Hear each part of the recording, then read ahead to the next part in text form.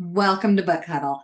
Today we have with us Tania Moloney, and I'm able to meet with this gal all the way. She's hanging out in Australia. Tell us where you are, and then Tania, please tell us a little bit about yourself and what you do in addition to being an author of a children's book. Excellent. Thanks for having me, Karen. I'm very excited to be in a book on your Book Huddle specifically. So thank you very much. I come from a tiny little town in southwestern Victoria, which is a couple of hours out of Melbourne in Australia. I live beside a dormant volcano. Oh, wow. Which is, wild nature. It hasn't gone up for 10,000 years, so I think we're pretty safe. So it's beautiful and green now, like it's all grown yes, over. absolutely. Oh. It's the middle of winter here, and Oh, it's yes, quite yes. cold. I forgot. So, I forgot about that. All right. We're swapping seasons very soon, as you will be there too.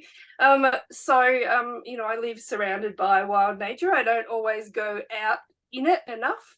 But the aim is obviously through my work and through my book as well, is to encourage kids to get outdoors and play in nature. So I am the founder of a little organisation called Nurture in Nature Australia.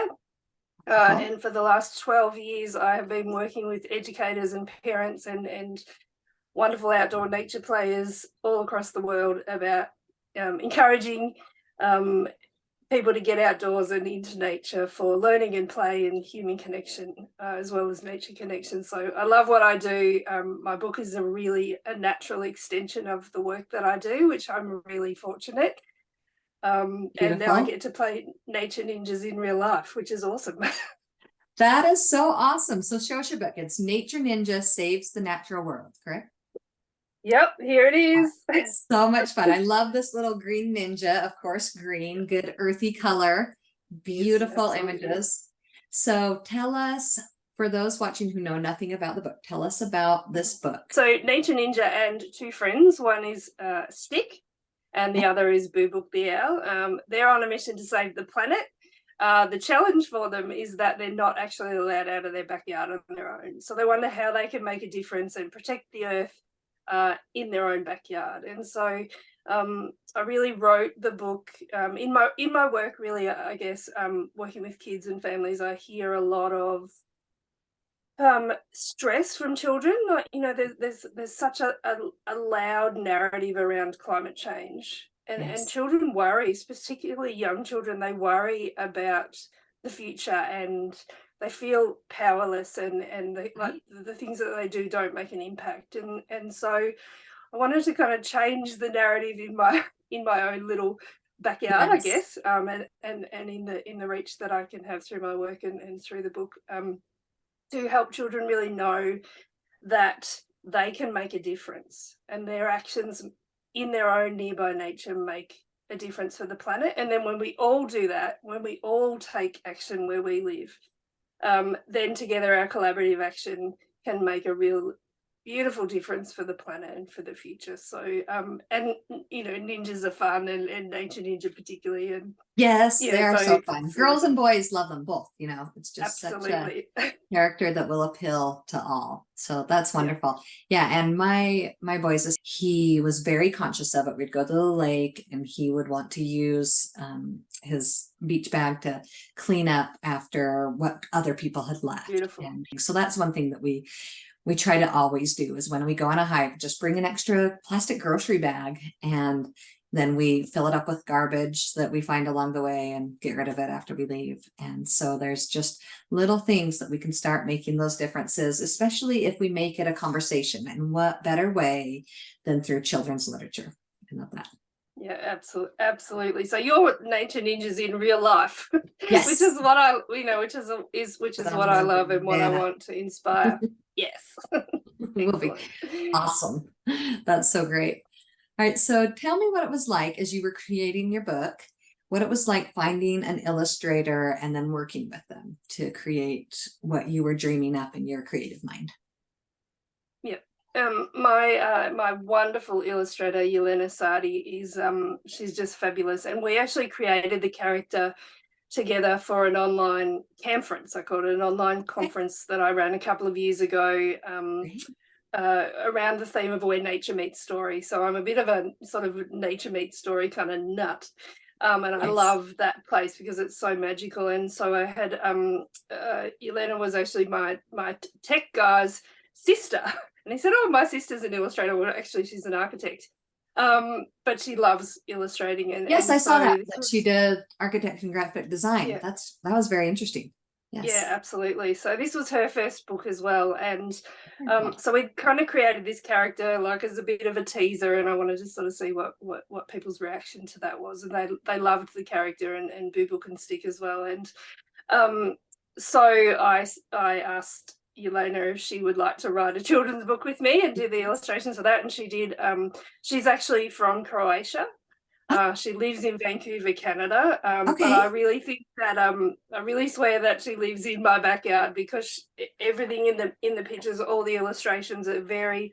I wanted it to intentionally look very Aussie, I guess, like a little Aussie Awesome. backyard. So the Yes. flora and the fauna in the books are all around my backyard And so or she all really around my captured that. neighbour's backyard.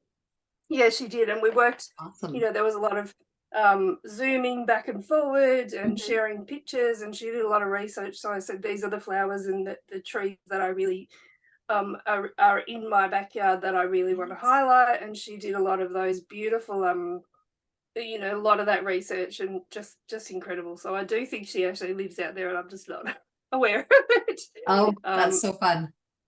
yeah, but what I mean, I guess when you find someone who really like she loved the story for a start, Yes. That you guys and she had that really, connection that you fit each other's. yeah, Yes. absolutely. And I think that when you find that person who gets the vision, but also has that, I sort of gave her a bit of a brief, I guess. This is sort of what I'm thinking, and then we created sort of when we created the characters, she gave me sort of 4 different versions Yes. of the group of 3 of the characters, and so I chose the one that the other 3 looked, they were amazing, but they look like very proficient kind of ninjas, and I Yeah. wanted a Okay. ninja who looked like a little kindergarten kid. Yes. That's what I thought when I was reading Yeah, it. It totally yeah, did just look like absolutely. So, would maybe fall out of a tree or, skin a knee or yes, because whatever, like he he's does. He not looks of the proficient. earth. Yes. Yes, yep, and looks like, yeah, he's appealing and, super cute as well. So, yeah, so working with Jelena was, gosh, it's been such a joy to do that. And I think when I trusted her Yes. creativity, Hmm. and so I think that's something you really, if you can find someone who I gave her, as I said, the little sort of the brief that I wanted, and we worked back and forward, but I also gave her an opportunity to create, because that's, she's a beautiful illustrator and beautiful creative mind. And so she would surprise me with little details in the illustrations that would just blow my mind. Like there was one that I only saw when I had the book in my hand. Like Yes. I was like, oh my gosh, so that is surprising as an author, was so surprising because and magnificent to find those little details. And so, Something that you all didn't through the even book. know that you wanted, right? Until it was No, there. Yeah. And yeah, then it was like, yeah, absolutely. she got it. Yeah, absolutely. And Oh, I love at it. one stage, yeah. So I think those little, yeah, just little hidden details. And we've got a little, I wanted to have a little grasshopper on every page where the kids could Yes. find. And some You of know, the kids things, some love of the that. Yes, that repetition. Yes. Yeah, absolutely. So I think, that even, some of the grasshoppers sitting on a bee hotel, Nature Ninja builds a bee hotel at some stage in the story. And the grasshopper's sitting on top of the bee hotel with, a little broom and an apron and cleaning the bee hotel. Like Yes. just those sort of gorgeous little details were, yeah, made it really special and made it really come alive. So I think when you can find someone and have those open conversations around not only your expectations, but leave the door open for that creativity for your Love illustrator. I that. think it's really magic. That is so awesome. Love hearing that. All right. So tell me, I heard a little bit about this, that you're making it more accessible to all, more inclusive. So tell me some of these things that you're doing that helps make it more inclusive. One of the things that I'm really passionate about is nature for all. so that that all children have the opportunity to, you know, experience being outdoors and connecting with the earth in a ways that, you know, are suitable for them and accessible for them. And the same goes really for storybooks as well. So when I was running my online conference a couple of years ago, like I looked at my bookshelf, and you can see, like, I've got, that's not even all of them. But I, you know, I was looking for books and stories and practitioners who really helped not allow and make accessible nature and stories for children. And so the books were, you know, I looked at my bookshelf, and it was very white Anglo-Saxon kind of, you know, mostly probably male characters. And I really wanted to diversify that so that all children could see themselves represented in story. And that's something that's really important to me. So there's, you know, there's books now that I have on my bookshelf around you know, children outdoors with special needs, Right. you know, cultural diversity, gender diversity. And so so for me, that was a really core kind of passion that I wanted to bring to Nature Nice. Ninja. And so I started working. I had met a fabulous organization actually in the States called Imagination Storybooks, and they Right. create accessible versions of books for children. And so so with them, we're creating an accessible version for, or accessible versions of the video book and the audio book for Excellent. children with vision and hearing impairments. So the Awesome. video book has captioning and has audio described pictures. So we read the story, and then the narrator, the audio description narrator, reads the audio descriptions, which are just so rich and beautiful. And then we're doing sign language as well. So Auslan, which is the Australian version of sign language, and ASL, which is American Sign Language, and hopefully a few more. But I think, you know, I really, and I'm so excited. I'm working on that. I'm actually going into our local special ed school, Yes. primary school, elementary school in next week, and we're creating a Nature Ninja song as well, which is going to have accessible versions. And I think that, you know, that's they're the best kids in the world to go and, you know, hang out with. I love going to that school. It's so amazing. And so to help them be part of it, you know, to have them be part of it is really special. So and I just think, you know, it's something that I'm really passionate about. So yeah, I can tell that's so fantastic that you've like just so immersed into this creative project, this Nature Ninja. I love it. That is so awesome. Well, thank you so much for sharing with us all about Nature Ninja. I would also love to hear about another book that you'd like to recommend, another children's book. Yeah, excellent. Well, this was a very hard task, Karen, because as you can see, and as it's pretty obvious, I love where nature meets story. So I've got one book here called Naturopolis. Okay. Yep. So by Deborah Tell me Feckle about and it. illustrated by Ingrid Bart Cowick.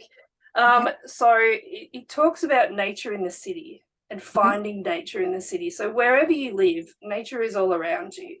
And it follows like a little ant through, you know, through the, I'm going to show you the spider picture.